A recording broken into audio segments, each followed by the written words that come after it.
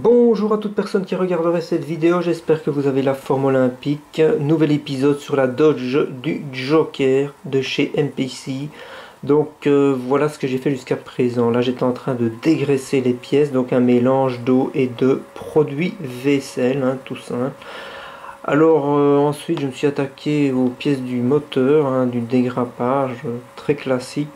Rien de bien compliqué à ce niveau-là. J'ai donc commencé à coller les pièces qui devront être peintes dans la même couleur.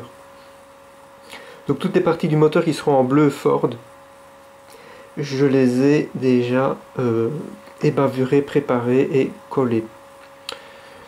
Comme ça, ce sera déjà ça de fait. Voilà, rien de bien méchant à ce niveau-là, quoiqu'il y a quand même pas mal d'ébavurage, ce qui est normal, nous sommes chez MPC.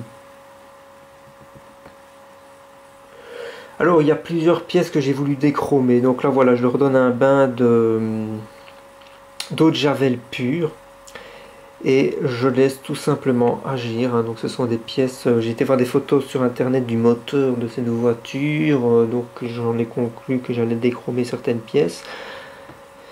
Et donc voilà, j'ai fait la même chose pour certaines autres petites pièces. Je vous montrerai ça après. Alors voilà, quelques temps plus tard, c'était pratiquement complètement déchromé. Donc voilà, c'est vraiment magnifique, c'est magique. Alors ensuite, je suis venu m'attaquer à la sellerie de la Dodge. Moi, les maquettes, je ne fais pas forcément tout dans l'ordre. Pendant qu'il y a des choses qui sèchent, qui collent, d'autres qui sont en train de se faire déchromer, je continue en préparant d'autres étapes et en me permettant de coller ce qui ne me posera pas de problème lors de la mise en peinture si c'est déjà collé ensemble. Évidemment, il faut bien étudier le plan avant de commencer à faire ce genre de choses. Donc tout d'abord un dégrossissage des pièces comme vous pouvez le voir là, et après je suis venu un petit peu poncer bien évidemment. Là nous sommes sur la partie arrière qui sera peinte dans un brun plus foncé que les sièges à proprement parler, comme vous pouvez les voir là. Jusqu'à présent, pas de très grosses surprises, quelques petits pièges qui n'en sont plus quand on a l'habitude de faire du MPC. C'est que tout ne tombe pas juste, mais ça, quand on est au courant, ça va, il n'y a pas de souci. Donc là, le petit ponçage avec l'éponge abrasive pour avoir quelque chose de nickel. Alors ensuite j'ai fait un petit test à blanc et je me suis aperçu que, mais je m'en doutais, ça ne tombe pas très juste. Donc si vous voulez que ce soit bien serré sur les bords, ça ne l'est plus au milieu. Si vous vous serrez bien sur le milieu, ça se décollera sur les bords. Je le sais avant d'essayer, ça c'est l'habitude. Donc dans ces cas-là, je vais vous montrer mon astuce pour avoir le meilleur résultat possible sur une maquette de cette gamme dans ce genre de situation. Je commence par mettre une colle qui va littéralement souder les deux parties, mais je mets la colle en question à l'endroit où on a le plus de surface, ça ne débordera pas. Et ce qui est bien avec cette colle c'est que pendant qu'elle est en train de prendre, on peut ajuster les pièces sans qu'elles ne se décollent. Ce que je n'ai jamais réussi à faire avec la Tamiya Extra Thin que vous pouvez voir là sur le côté, qui est déjà ouverte, mais que je vais quand même utiliser par la suite. Vous verrez la petite astuce que j'ai trouvée dans ce genre de situation. Donc là voilà, la colle a déjà pris, il n'y a pas de souci, et je suis en train de positionner l'arrière des fauteuils, mais bien évidemment toute une autre partie, il y aura des jours qu'il va falloir venir ensuite coller, mais pour ça je vais attendre que cette première colle est bien séchée. Donc pendant qu'elle sèche, regardez les petits trous que nous avons là, c'est pour aller mettre des feux que l'on met si on fait la version police de la voiture. Mais moi je fais la version du Joker, donc je n'ai pas envie d'avoir ces trous là. Là il y a aussi des trous sur ce shotgun, et je vais tout simplement venir leur mettre du mastic de chez Tamiya, le Petit White, que tout le monde connaît, très simple d'utilisation. Moi j'utilise un cure-dent pour aller boucher les trous. Alors c'est marrant de voir que les trous au niveau des sièges arrière de la voiture, ils sont faits. Souvent sur les maquettes actuelles, ce sont des trous qui sont évoqués, mais ils sont bouchés. C'est seulement si vous voulez les trouver que vous les percez. Eux, ils les ont percés. Donc si ça ne vous va pas, il faut les boucher. Donc voilà, j'ai mis du mastic, hein. Il faut en mettre plus qu'il n'en faut parce qu'il va se rétracter en séchant. Alors pendant que le mastic est en train de sécher, eh bien, je passe tout simplement au shoot gun parce que ce n'est pas très beau d'avoir des trous un peu partout. Voilà, toujours avec un cure-dent, hein, donc un outil qui ne coûte vraiment pas cher, bien évidemment. Pendant que le mastic sèche, voilà la deuxième étape. La première étape du siège, elle est bien collée. Vous voyez, il y a des trous aussi là, on voit les jours.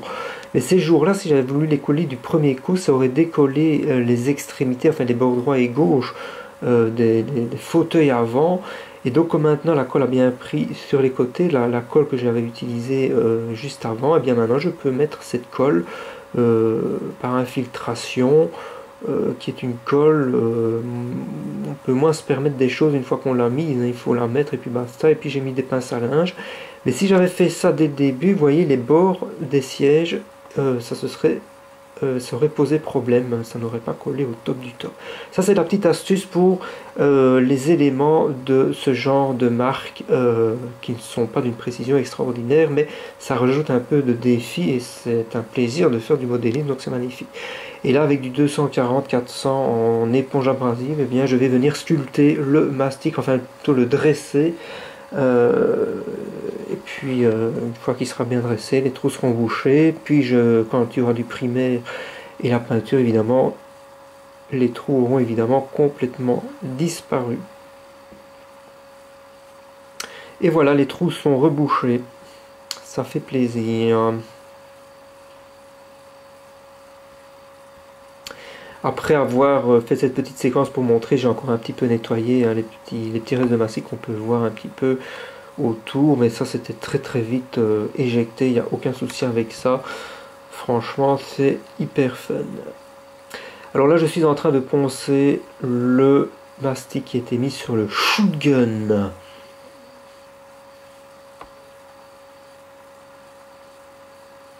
Ça demande un petit peu de dextérité pour ne pas créer des plats aux endroits où le fusil est courbé. Voilà, les trous sont bouchés et encore une fois qu'il y aura un petit peu de primaire et de peinture par au-dessus, ça ne se verra plus et ce sera beaucoup plus sympa. Et puis voilà, regardez, ça a bien marché mon système, mais il y a encore des petits trous à gauche à droite, je ne sais pas pourquoi il y a ces trous là. Donc je suis venu les blinder grossièrement par l'intérieur avec du Tamiya Petit White et du coup ils sont bouchés. Comme c'est par l'intérieur, c'est très simple. Et là, il n'y aura plus de problème parce que, bon, si on peint et qu'il y a des trous à cet endroit-là, ça va être très moche. Ensuite, quand j'ai construit le moteur, la première partie du bloc moteur en venant coller en dessous le carter, il y avait quand même un petit jour, malgré que j'avais quand même ajusté. Mais bon, encore une fois, on est chez MPC, moi ça me dérange pas, il n'y a aucun souci. Donc j'ai été mettre un petit peu de mastic. Là, c'est les roues. Regardez-moi ça. Avec le déchet de plastique qu'il y a, c'est impossible d'aller coller correctement. Donc j'ai utilisé une éponge abrasive extrêmement costaud. J'ai sorti l'artillerie lourde, ce qui a permis d'aller poncer exactement où il fallait. Du coup, ensuite, on a une surface très plate et avec de la colle, ça permet d'aller coller et d'avoir un collage au top du top et ultra solide. Et puis j'ai enchaîné en commençant le travail un peu de la carrosserie. Et voilà, donc les roues, eh bien, je les ai déjà montées parce que je vais les mettre, je pouvais me le permettre, hein, ce sont des parties que l'on peut monter entièrement pour venir ensuite mettre le primaire et les peindre.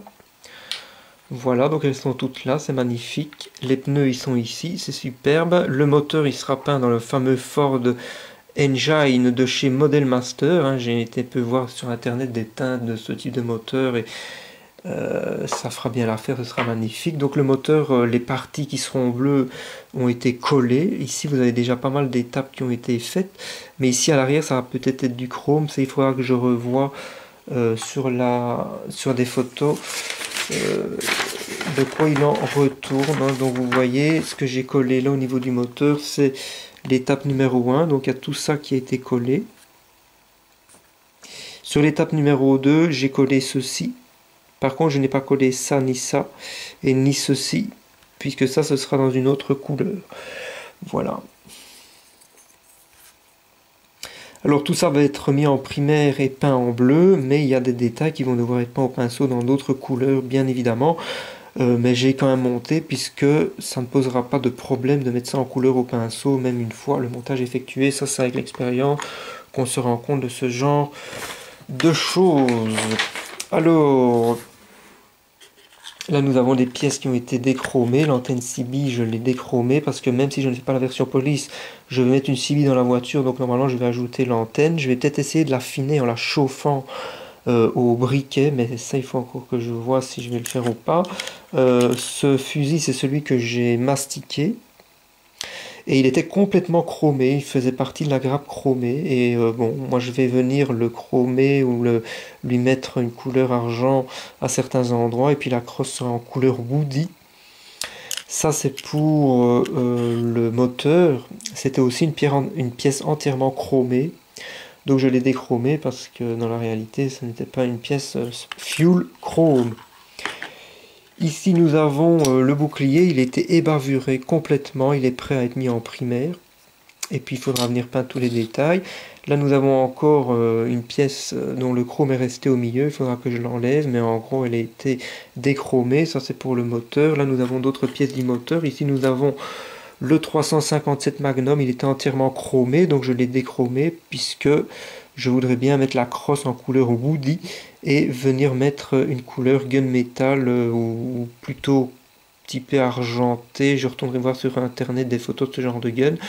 Voilà, que ce sera beaucoup plus réaliste. Alors il a fallu faire de l'ébavurage et c'était assez délicat puisque vous voyez la pièce est minuscule. Là nous avons le volant que j'ai entièrement ébavuré et croyez-moi qu'il y avait du flash, donc ça m'a pris un peu de temps. Comme il me l'avait accroché ici avec vraiment le plastique ici, c'était d'une violence incroyable, donc il a fallu que je scie littéralement avec ce truc là parce que c'était trop proche du cerceau et si je voulais couper avec ça, ça allait venir claquer dans le cerceau. J'ai déjà eu la blague quand j'étais débutant, donc pour ne plus que ça arrive, j'ai mis beaucoup de temps à le dégrapper et à l'ébavurer, mais ça vaut la peine parce que franchement le moulage il est nickel. Alors, regardez-moi ça avec à l'arrière, c'est ce qu'on voit bien voir à la caméra, les petites stries ici derrière. Voilà, là on les voit je pense, c'est superbe, hein. Donc voilà, ça va être vraiment sympa. Le tableau de bord, en gros, a été bavuré aussi. Un beau tableau de bord de Dodge 78, ça fait toujours plaisir. Alors, la carrosserie, elle est en cours d'ébavurage et il y a énormément de travail d'ébavurage. J'ai déjà fait pas mal, mais c'est loin d'être fini, croyez-moi. Regardez, ici, on a vraiment là, c'est la coupe, hein. Là, on remporte la coupe. Regardez ici la ligne à poncer, c'est terrifiant. Franchement, c'est terrifiant. C'est incroyable. Alors ça, c'est des ponçages très délicats parce qu'il ne faut pas venir faire de plat dans la courbe esthétique de la carrosserie. Donc, il faut vraiment y aller mollo. Je ferai ça demain. Il a fallu que j'ébavure les tours ici, c'est toujours très délicat parce que là il y avait énormément de plastique à enlever et c'est très délicat parce que si on se plante, ça va fausser tout le bazar, c'est terrible, il faut y aller mollo. Voilà, donc ici il y a toujours évidemment pas mal de choses. J'ai pratiquement terminé les bavurages ici. Et de l'autre côté, vous voyez à quoi ça ressemble à l'origine, c'est terrifiant. Mais sinon, voilà, franchement sympa. Très sympa l'allure de cette bagnole. Là nous avons donc la banquette avant que je vous ai montré dans la vidéo ici en différé, puisqu'ici je commente on va dire en direct.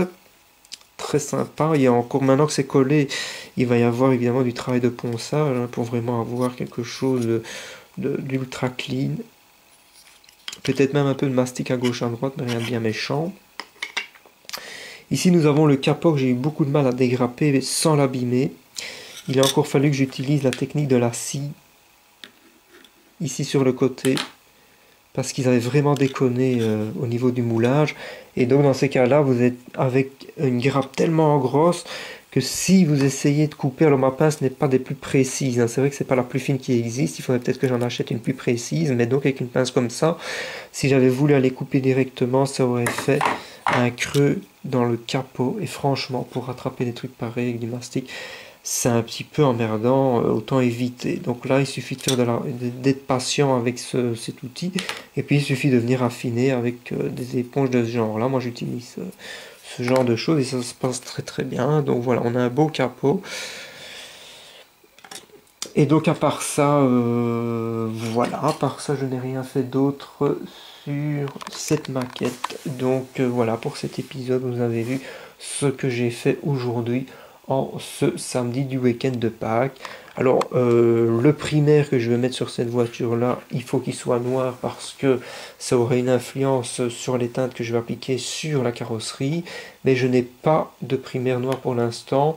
Les couleurs à appliquer, je ne les ai pas non plus, donc j'ai dû faire une petite commande sur passion132.com, une commande que j'ai faite jeudi, le temps que ça se prépare le vendredi, et puis bon, ben samedi, dimanche, et lundi c'est lundi de Pâques, donc ça ne va pas bouger, donc normalement au plus tôt je devrais recevoir ma petite commande mardi.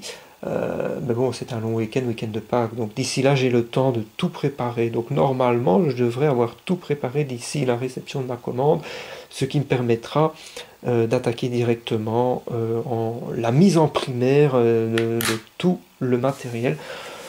Et donc voilà, franchement, ça fait plaisir jusqu'à présent. C'est assez sympa. Aucune mauvaise surprise sur cette merveilleuse maquette MPC.